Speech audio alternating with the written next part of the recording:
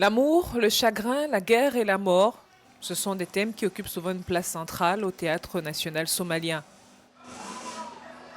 Lorsque le pays plonge dans un conflit en 1991, le bâtiment en briques battues, devenu une base de milices très prisée, a rouvert en fanfare et a ensuite fermé ses portes après une attaque meurtrière. Aujourd'hui, des travailleurs en veste fluorescente préparent et peignent la façade sans toit, des traces d'impact de balles visibles en vue de sa réouverture cette année. Les employés du gouvernement ont également fait des dons et se sont portés volontaires pour la reconstruction.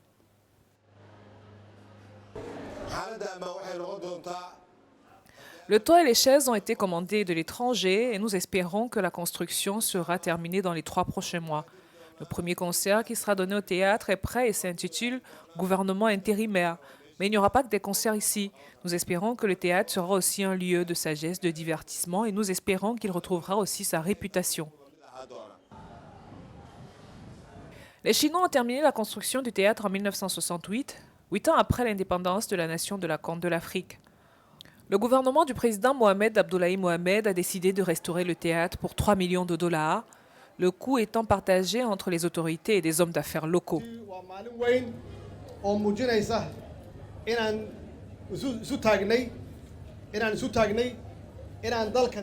C'est une grande réussite, cela montre que notre pays est prêt pour la reconstruction.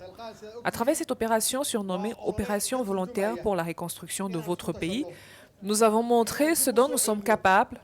Nous pouvons ramener la beauté dans notre pays et le reconstruire.